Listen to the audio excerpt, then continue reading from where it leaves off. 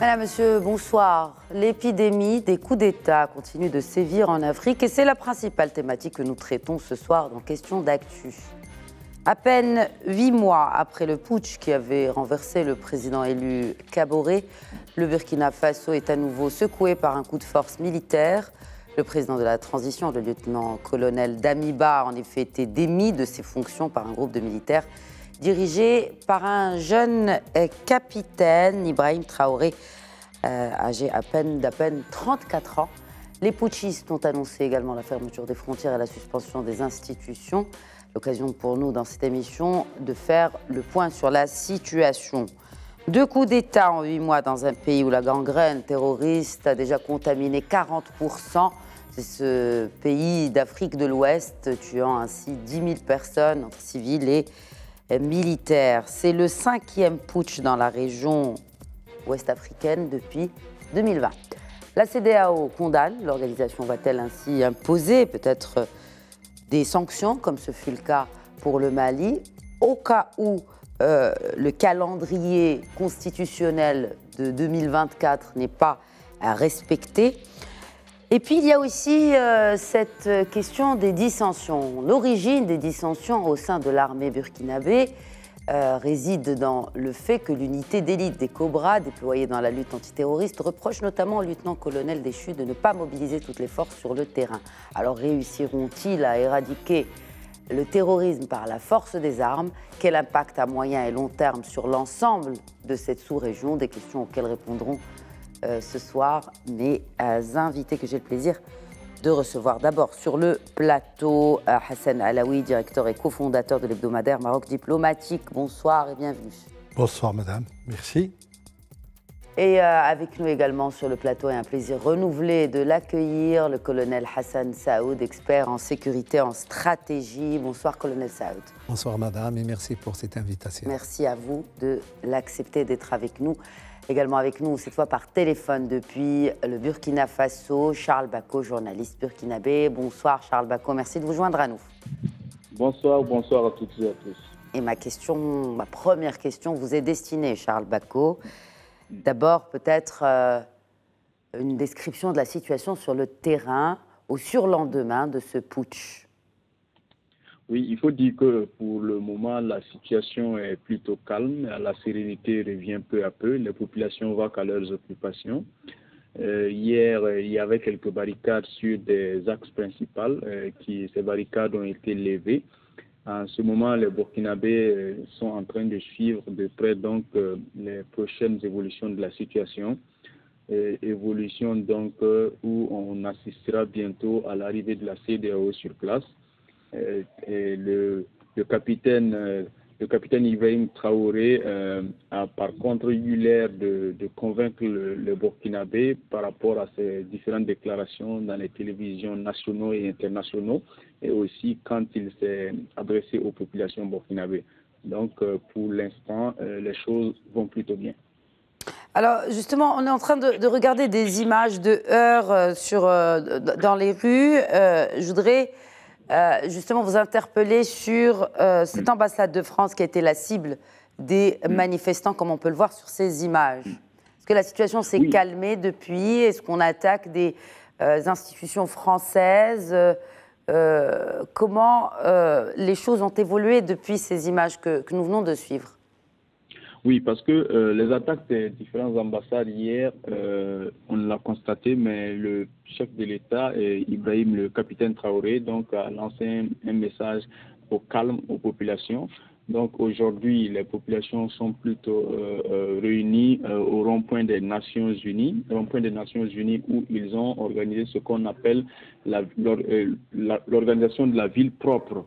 Ok, l'ambassade de France, je crois que les manifestants ne se dirigent plus à ce niveau, mais il faut faire attention parce que ce sentiment anti-français qui est en train de se répandre, comme le cas malien, si c'est pas bien géré, on risque de tomber dans une spirale où voilà, ça peut aller un peu plus loin.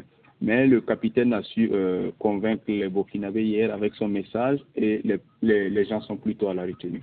Très bien, nous allons revenir à cette question de ce sentiment anti-français dans cette régions de l'Afrique de l'Ouest, donc par l'exemple du Mali, et comme vous avez fait la comparaison avec le Burkina. Mais restons justement sur la situation sur le terrain, colonel Saoud, un militaire renversé par d'autres militaires, c'est un peu l'arroseur arrosé. Oui, disons que c'est un putsch dans le putsch, quoi. Sauf que cette fois-ci, c'est un peu différent. Aussi bien le colonel que le capitaine étaient dans le mouvement patriotique pour la sauvegarde et évidemment, ils étaient dans le premier coup d'État déjà. Donc, je dirais que c'est peut-être interne à ce mouvement. Donc, voilà, il y a certainement des dissensions. Je parlerai aussi peut-être de conflits d'ego, mais les choses sont rentrées dans l'ordre relativement maintenant, après le message d'apaisement du capitaine qui est maintenant, qui dirige la transition en attendant la réunion évidemment des instances pour désigner celui qui devrait la conduire. Ça a été dit en préambule et vous avez bien fait. Il y a quelques problèmes internes à l'institution militaire. Il y a certaines visions qui parlent de discrimination, notamment les Cobras, cette unité spéciale qui est dans l'antiterrorisme depuis qu'elle a été créée en 2019. Et là, ils sont partie prenante dans ce coup d'État, dans le coup d'État, pour mettre le capitaine sur pour présider cette transition. Il faut annoncer évidemment qu'hier, la chaîne de commandement militaire du Burkina Faso a agréé, elle a soutenu ce changement, disons, par rapport à la doctrine future et demande évidemment à ce que le calendrier soit respecté en ce qui concerne surtout la lutte antiterroriste, parce qu'il faut le signaler, et vous l'avez dit, ce pays ami est miné par le terrorisme, toutes tendances confondues, groupe État islamique et le XIM d'Al-Qaïda.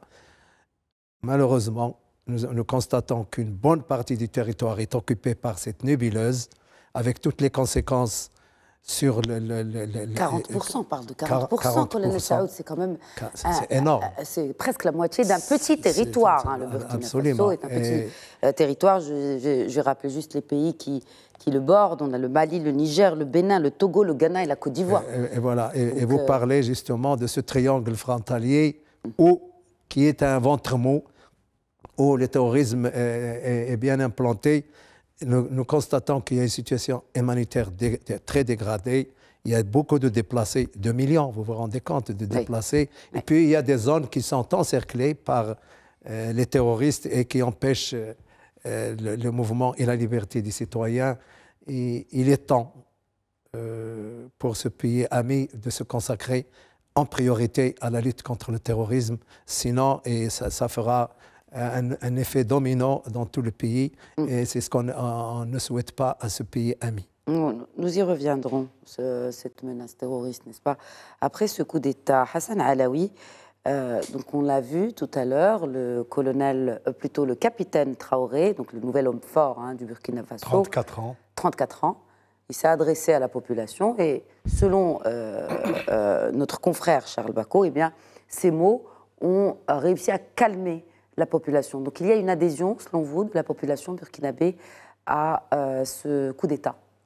À vrai dire, on ne peut pas préjuger s'il y a adhésion ou pas. De toute manière, dans des situations pareilles, quand il y a un coup de force, un pronunciamiento, comme on dit en espagnol, parce que c'est la méthode, c'est bien ça, donc un coup d'État à l'Amérique latine, quoi. La population, elle ne se prononce pas, elle ne peut pas se prononcer, tout simplement parce qu'elle a peur.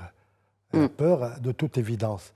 Ensuite, moi, ce qui m'interpelle dans cette situation, c'est que voilà donc un corps d'armée qui est divisé, c'est nettement divisé depuis vendredi, que l'on croyait consolidé, assis sur un socle, je veux dire, de valeurs partagées donc, depuis janvier, parce que monsieur le colonel Dabiba avait fait le coup d'État pour purifier, pour lutter contre la corruption, pour supprimer tout ce qui ne va pas, etc. etc. Mais 6 mois après, il est lui-même renversé par pratiquement ce qu'on peut appeler sa garde rapprochée, parce que je crois que le capitaine a été dans l'entourage. Tout à fait. Alors, la nature de ce coup d'État est bizarre.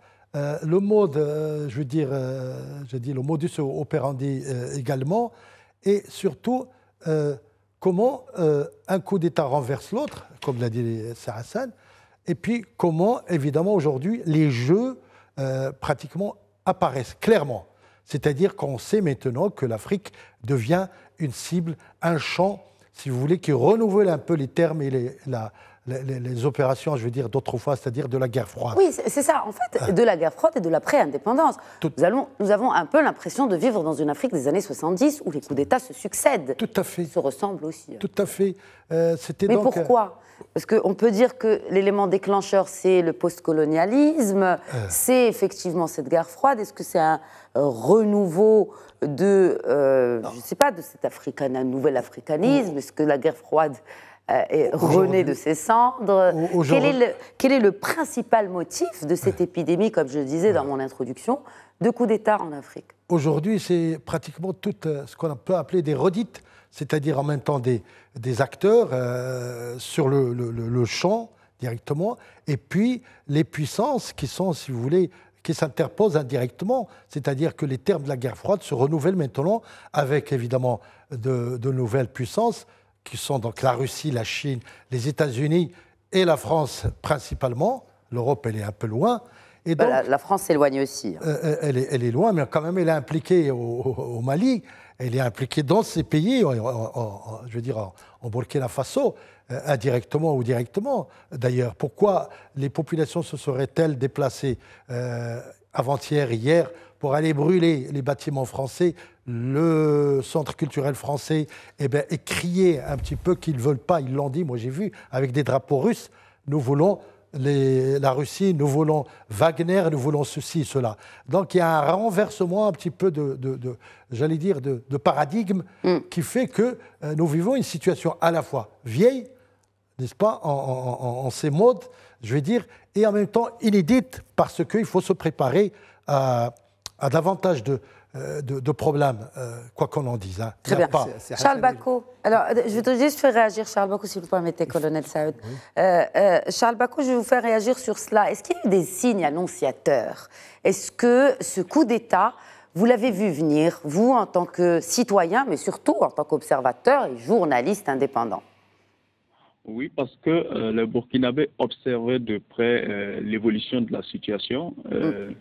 Le peuple burkinabé était plutôt patient, parce que 5 mois quand même pour renverser une situation sécuritaire, c'est quand même peu. C'est lorsque les attaques ont commencé à se multiplier un peu partout, avec des stratégies qui se changent constamment par le temps chez les terroristes, et aussi a fait beaucoup de morts qui ont amené donc à ce que cette situation puisse s'accélérer en réalité. Donc, vu qu'il y avait beaucoup de morts de plus en plus de jour en jour, c'était quelque chose de prévisible qu'il y a une situation qui se passait. D'ailleurs, même l'ambassade des États-Unis avait demandé à ses ressortissants de rentrer chez eux. Donc, c'était des signes qui étaient là, voilà, qu'on pouvait donc décrire par rapport à une nouvelle situation, voilà. Alors, de redressement au Burkina Faso. Est-ce que, justement, parmi ces signes annonciateurs, il y a ce refus de la présence française, un peu comme ce qui s'est passé au Mali ? Oui, parce que de plus en plus, il y a eu d'abord une marche qui a été interdite, la marche donc de Yéli Monique Kam, qui a demandé le départ de la France et des troupes françaises, le départ de l'ambassadeur de France, qui avait tenu des propos un peu discourtois, on va dire comme ça. Quels sont ces propos ? Petit rappel des faits, Charles Bako. Quels sont les propos qui ont été tenus par le diplomate français ? Oui, M. Luc Aladé avait qualifié le peuple, les Burkinabés, d'idiots utiles sur les réseaux sociaux. Voilà.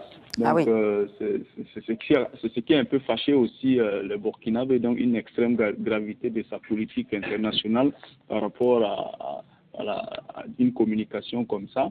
Il fallait de la retenue. voilà, dans un contexte assez difficile. Oui. Très bien.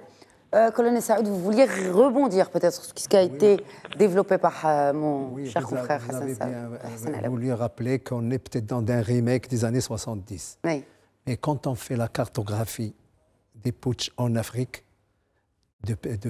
ces derniers temps... Ces 3 dernières années, déjà 5 en 3 ans, en 2 ans, pardon, de 2020 à 2022. Mais où, madame? C'est presque 3 par an. Mais où? C'est dans l'Afrique francophone, malheureusement. Tout à fait. Regardez l'Afrique anglophone. Ah non, il n'y a pas de putsch. C'est dépassé. Les gens sont rentrés dans un... Et ça, il faut le signaler et voir quelles sont les causes. Alors justement, quelles sont ces causes-là? Est-ce que c'est juste ce sentiment anti-français? Est-ce que cette lutte des influences a aussi ravivé le brasier et que, rajouter à cela le terrorisme, la pauvreté? Rappelons que le Burkina Faso est un pays pauvre. L'indice de développement humain est des plus bas d'Afrique. C'est une population qui dépend beaucoup d'agriculture. Il y a la sécheresse. Donc, c'est quand même... Le pays est une poudrière pour tout, en fait. Oui. Terrorisme, coup d'État... Mais pourquoi spécialement cette partie-là? Est-ce que c'est un peu aussi cette vague, le Mali, la Guinée et le Burkina qui suit? Tout à fait. Il faut rappeler aussi qu'en termes de coup d'État, c'est le 11e depuis l'indépendance dans ce pays. Faites bien de le rappeler.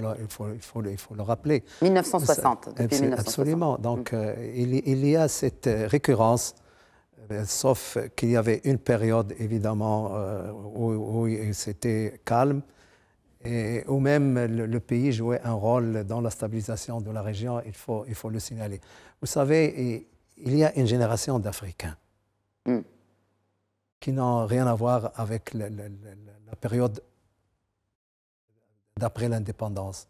Ils ont envie d'être libres, ils ont envie de dignité, ils ont envie... Et quand on voit maintenant l'Afrique, j'allais dire notre Afrique polygame, France-Afrique, Europe-Afrique, Inde-Afrique, Chine-Afrique, Russie-Afrique, Turquie-Afrique, Inde-Afrique. Francophonie. Il y a toute cette ruée. Et évidemment, le fait que la puissance qui croyait que c'était son champ de prédilection n'a pas fait beaucoup d'efforts pour préserver ça. Quand vous dites efforts, est-ce que ce sont des efforts financiers? Est-ce que c'est le Quai d'Orsay qui n'a pas bien fait son travail, dont ce département dédié à l'Afrique de la diplomatie française?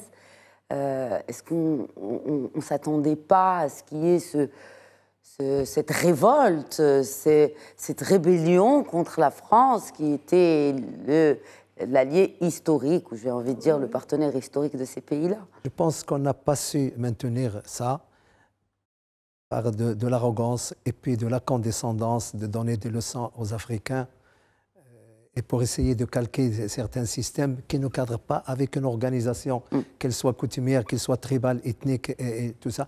Et je pense que la France, en voulant faire un prêt-à-porter politique, est passée à côté. Et les Africains qui se considèrent adultes ont envie de faire le choix qu'il faut.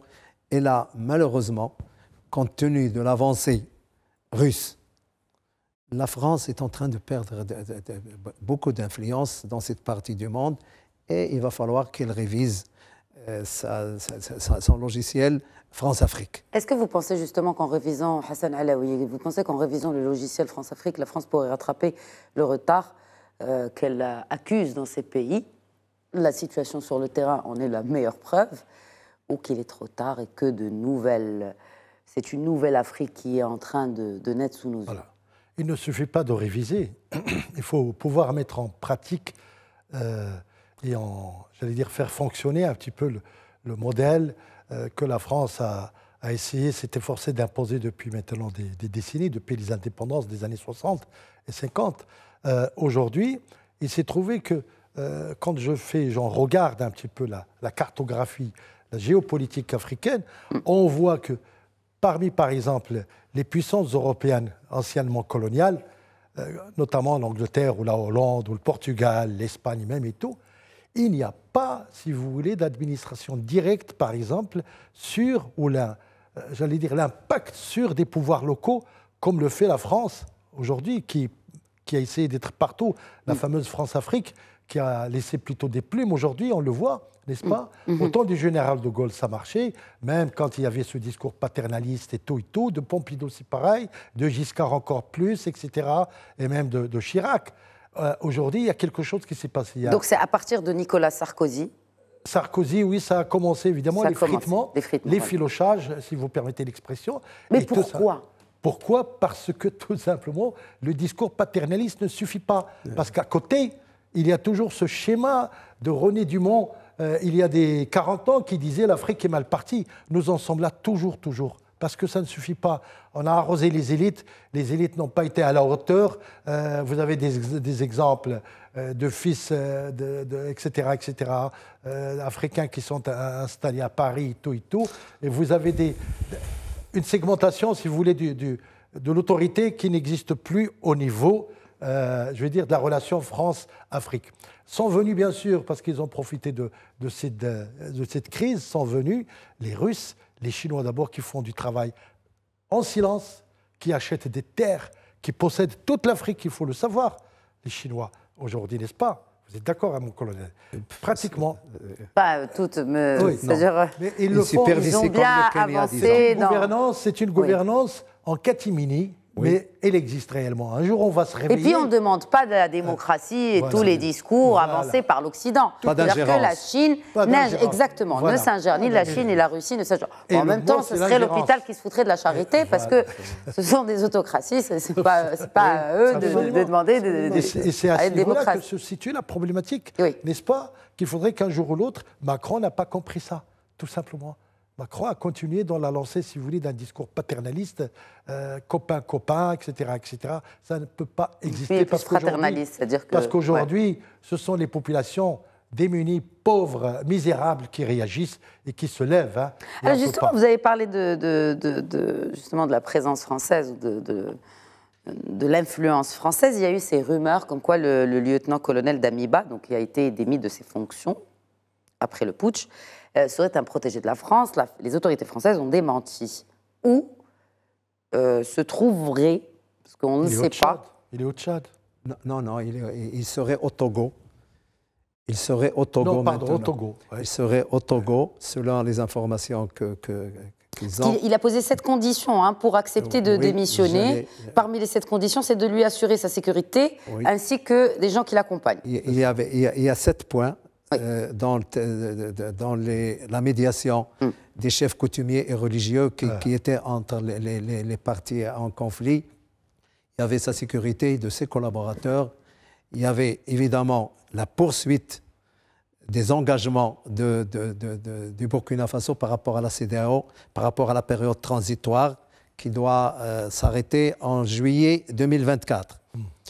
Il y a d'autres conditions, évidemment, de s'intéresser davantage à la lutte antiterroriste, ce qu'on lui reproche. Et ce qu'il a reproché encore à l'ex-président Kaboré. Donc nous sommes en train de tourner dans un cercle vicieux où les mêmes causes continueront à produire les mêmes effets, alors que, et je le dis en toute modestie, le terrorisme dans cette partie et au Burkina Faso en particulier, est devenu l'épicentre et le ventre mou du terrorisme. Et ça, c'est plus que ce qu'on a vu au Mali. Et donc, il y a ce problème-là. Il faut faire cette transition.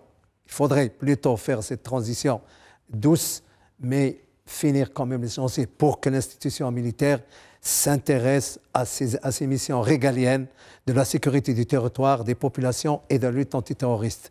Je pense qu'il est temps de quitter ces petites querelles byzantines alors que le terrorisme gagne du terrain.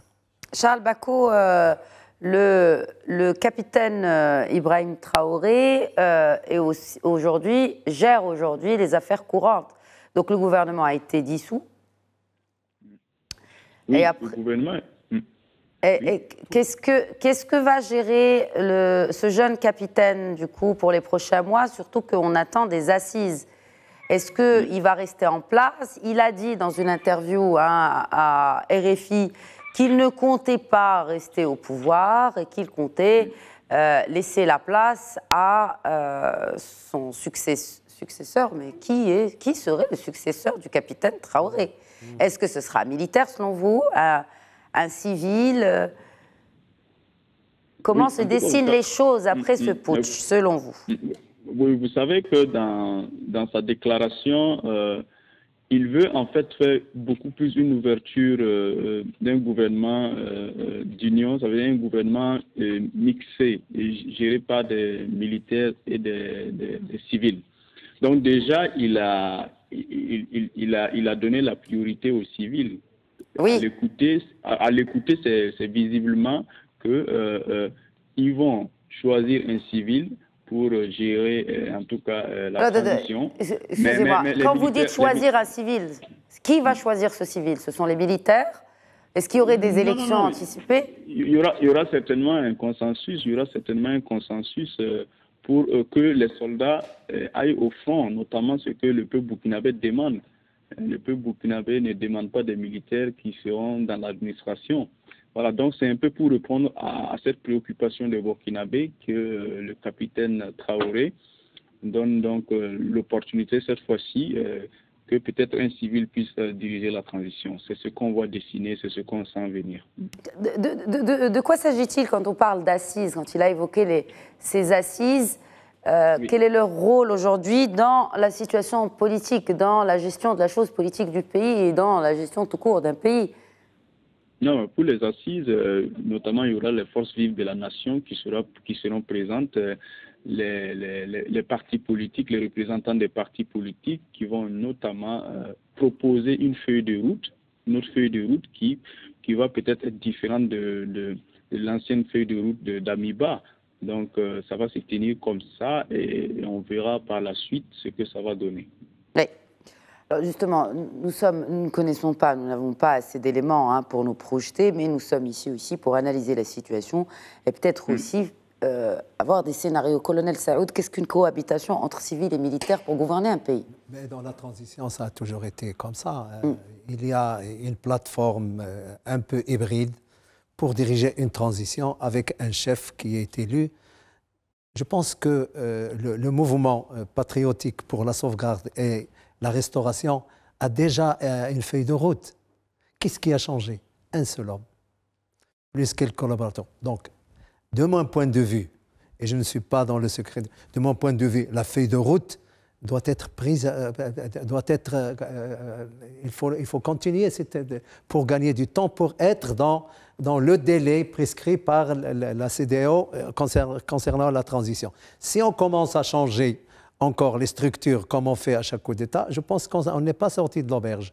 Le mouvement qui dirige cette instance de transition, il est toujours là. Si on peut changer quelques-uns, ça dépendra de la suite des événements, mais normalement, il y a une feuille de route qui doit être poursuivie, parce que c'est finalement une crise interne. Oui. C'est une crise interne dans un mouvement qui est censé continuer cette transition. On attendra. Qu'est-ce que le nouvel homme fort, qui est d'ailleurs soutenu par les généraux de l'état-major? Alors, justement, quelle est comment il va gérer? Parce que, bon, il est capitaine, donc il doit avoir même au sein de cette organisation militaire des supérieurs. Est-ce qu'il répond toujours aux ordres de ses supérieurs? Comment ça se passe, en fait, colonel Saoud? Vous savez, ce n'est pas une règle générale, c'est des cas particuliers. Ça dépend de la nature du coup d'État, pourquoi il a été fait, qui l'a fait, quelles sont les causes.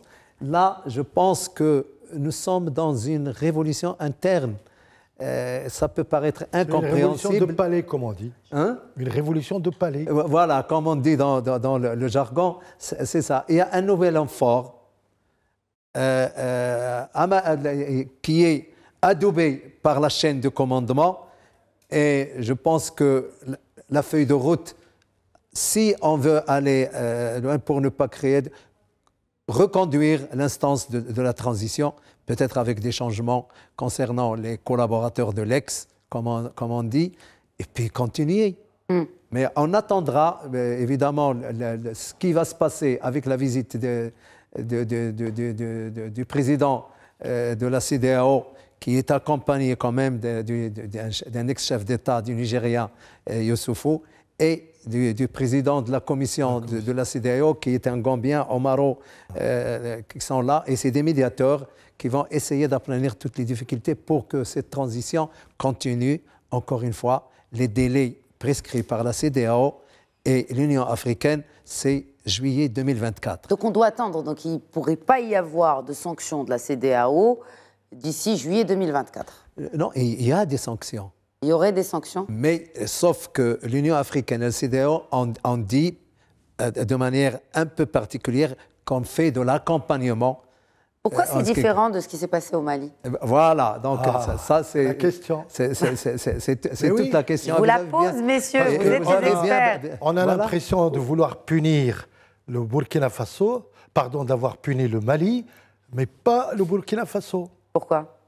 Il faut poser la question à la puissance protectrice, entre guillemets, c'est ça. Il y a eu quand même un processus injuste par rapport à la fois au Mali et au Burkina Faso. On va le savoir très très bientôt. Oui.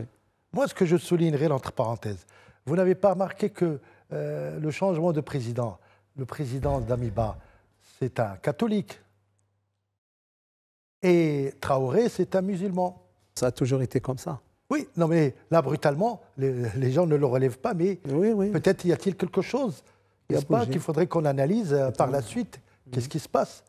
Alors que, évidemment, le principal, problème de ce pays, ça a été quand même les 40 ou 45% occupés par les djihadistes. Quand on dit 40% du territoire, on l'a dit tout à l'heure, je voudrais revenir là-dessus. Quand on dit que 40% sont contrôlés par les terroristes, ça veut dire que ces 40% de territoire, ils ont échappé aux mains des militaires et du gouvernement? Absolument. À l'État. À l'État. À l'État tout entier. À l'État. Oui. C'est-à-dire que les islamistes peuvent, il ne me contredira pas, proclamer une république islamique tout de suite. Maintenant, les liens, les liens, il faut savoir comment ils sont alimentés, comment ils sont financés, comment, etc., etc. Et je suis sûr que si on pousse un peu plus loin notre curiosité, on tombera sur un financement qui vient du côté du Hezbollah de l'Iran. Ou de l'Iran, tout simplement. Parce que, évidemment, il y a une problématique qui se pose aujourd'hui en Afrique, sachez-le, c'est que l'influence de la Chine et de la Russie, elle devrait être combattue en principe par la Turquie et par l'Iran. Parce que c'est une question de religion, à terme, c'est ça, de pénétration culturelle et religieuse.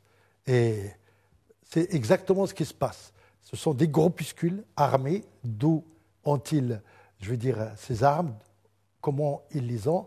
Et évidemment, ce sont des groupuscules qui s'acharnent et qui vont directement viser les institutions. Ce n'est pas des cas isolés de terrorisme, c'est réellement de faire tomber le pays et le régime. Donc, ce sont des groupuscules, des mercenaires, entre guillemets, qui ne peuvent pas tout simplement venir d'eux-mêmes. Et il va y avoir, moi je pense, tout simplement maintenant, à terme ou à moyen terme, une confrontation bientôt, si on s'en tient à ce schéma, entre les islamistes et Wagner. Ça va finir exactement comme ça.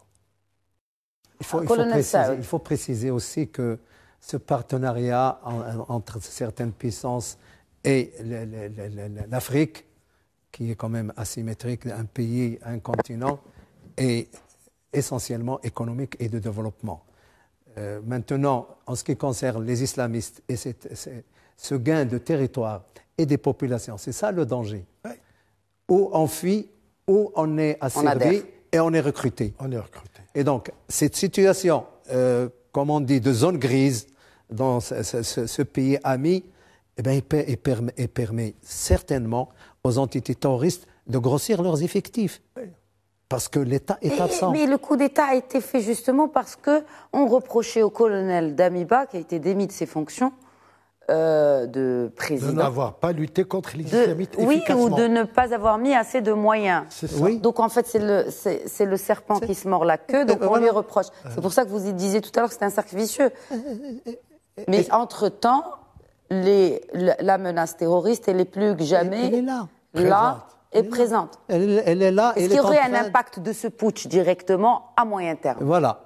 Quand je dis moyen terme, c'est dans 2 ans, 3 ans. Que l'armée se restructure rapidement et qu'elle aille combattre le terrorisme en priorité.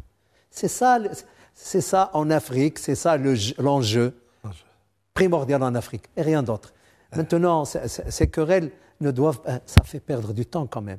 On va voir, est-ce que cette transition, son organisation et son échéancier va être rapide ou pas, mais en tout cas, tout ça profite au terrorisme.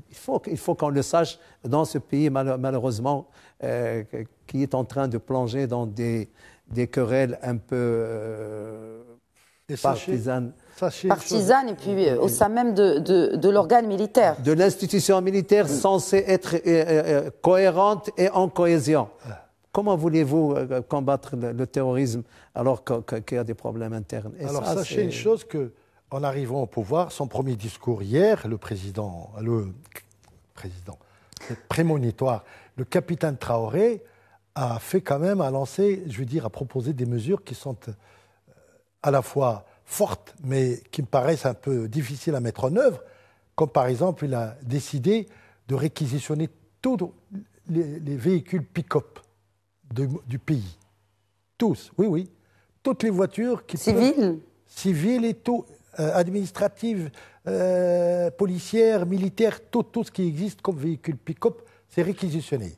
Et il va y avoir des contrôles partout, je veux dire à tous les niveaux, au niveau des groupes, au niveau des institutions, au niveau des individus, pour savoir quelle manière dans quel clan vous êtes, qu'est-ce que vous exercez, qui vous voyez, tout ça. C'est quand même des mesures très draconiennes qui vont être mises en œuvre et qui, un petit peu bien sûr... ressemble un peu au modus operandi russe. C'est ça, qui l'honore bien sûr lui. Mais pourra-t-il arriver? C'est pour ça que c'est pas que je mette en doute un peu cette transition. Ça va être extrêmement difficile pour ce jeune pouvoir de lutter efficacement contre le terrorisme. Très bien. Parce que c'est un chancre, le terrorisme.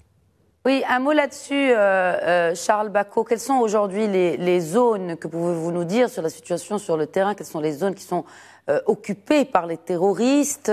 Et aussi nous parler, bien sûr, de l'impact de ceci, des stabilisations, et puis aussi beaucoup de réfugiés.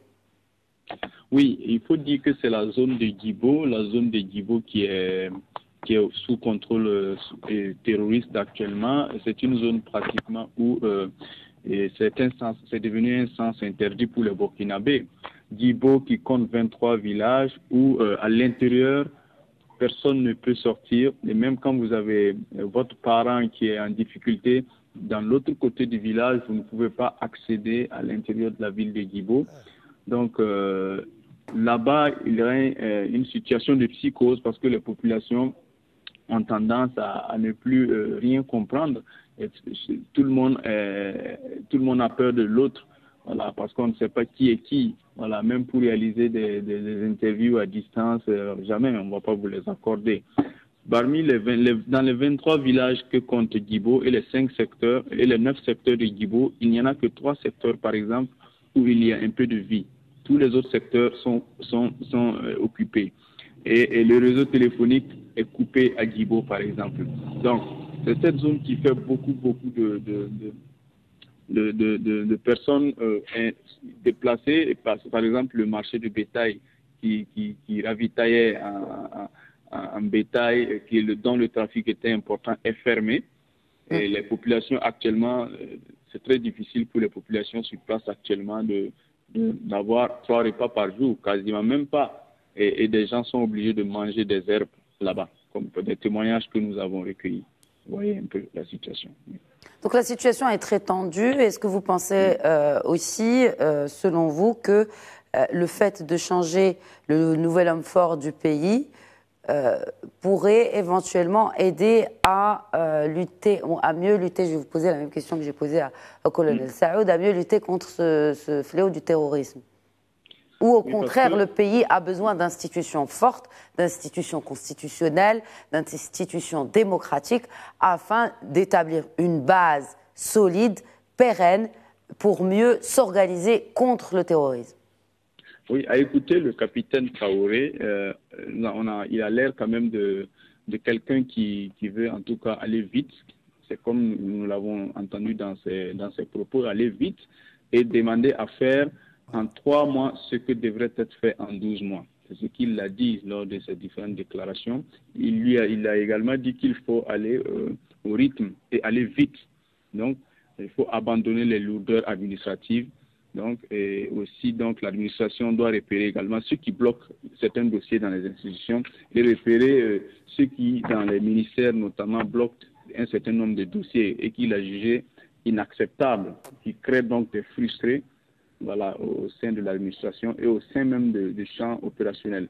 Ça veut dire que ce qui bloquait au niveau de la chaîne de commandement militaire devrait être maintenant fluide. Voilà. S'il y avait des drones militaires ou des hélicoptères militaires qui pouvaient aller secourir des zones en un temps record qui n'était pas fait, je crois qu'il va décanter cette situation et ça sera en tout cas plus opérationnel sur le terrain. C'est un peu ça, le dysfonctionnement stratégique sur le terrain et la lutte de pouvoir qu'on a constaté avec Damiba et ses hommes, donc avec le limogeage même de son ministre de la Défense. Donc vous voyez un peu qu'il y a eu certainement un dysfonctionnement stratégique à quelque part. Alors, vraiment, pour qu'on passe au Tchad, hein, messieurs, il nous reste une dizaine de minutes, mais Charles Bako, puisque vous êtes encore avec nous, je voudrais vous poser la question suivante qui est relative justement à cette lutte d'influence. Vous avez parlé de lutte de pouvoir, mais aussi de cette lutte d'influence.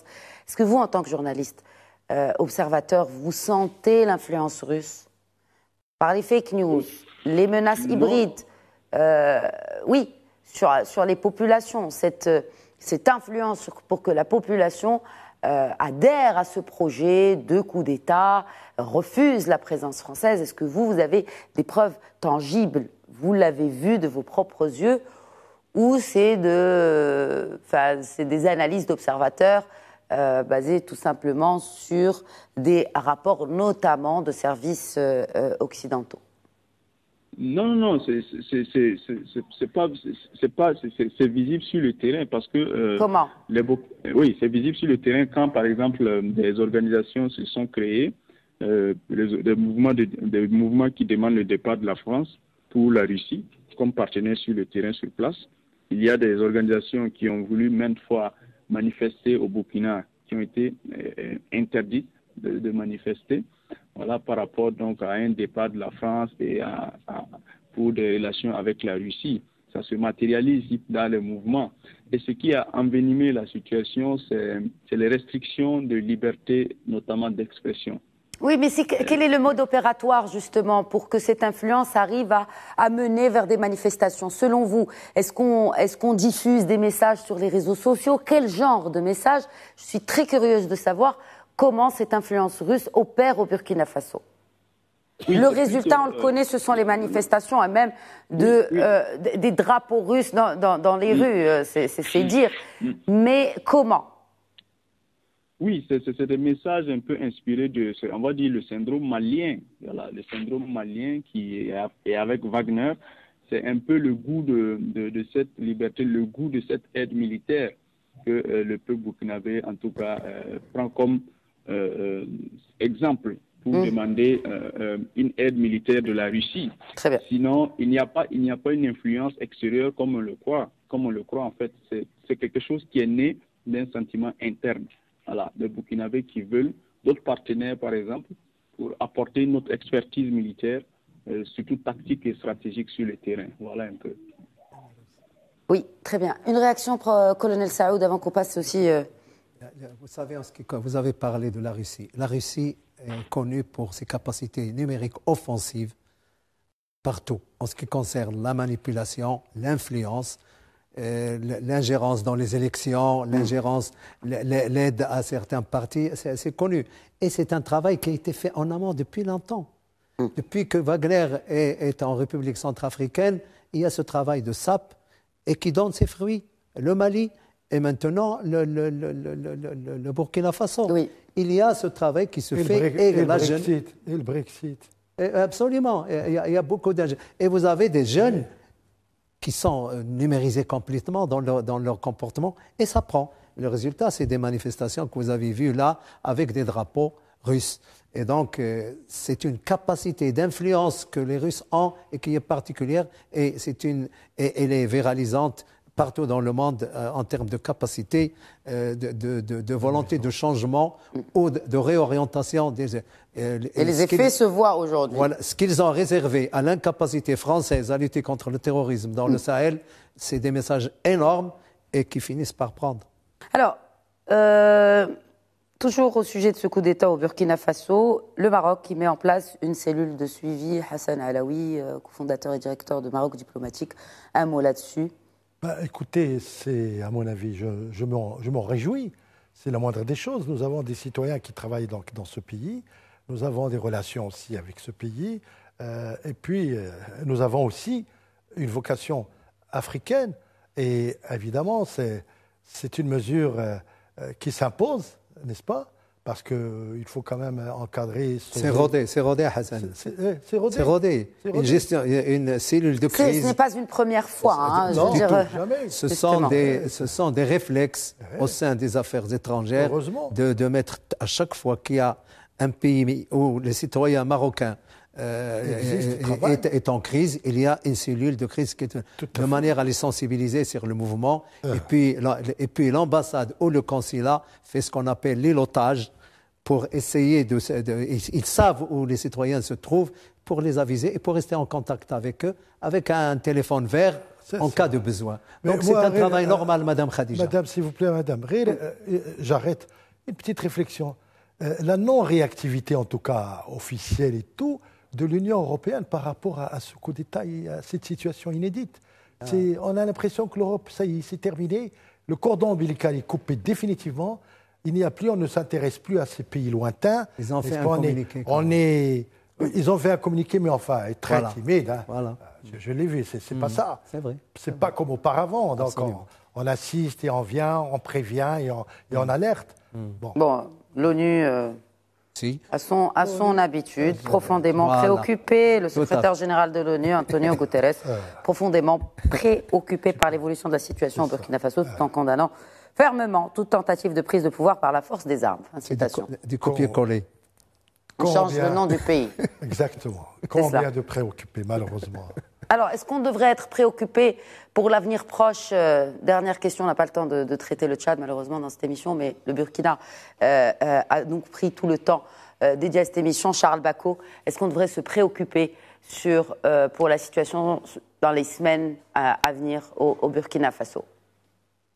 Je crois qu'il y a plutôt une lueur d'espoir avec ces messages surtout de solidarité, ces messages de demander au peuple burkinabé d'arrêter leur sentiment donc de communautarisme, d'ethnicisme, de plutôt aller vers la paix pour le Burkina Faso. C'est un message qui est passé et nous pouvons espérer que les prochains jours, les choses puissent aller comme sur les rails, comme sur les roulettes. Donc, et il faut aussi, pour que ça marche, une véritable collaboration avec donc ces frères d'armes qui viennent en tout cas de renverser les choses et donc dans la lutte antiterroriste.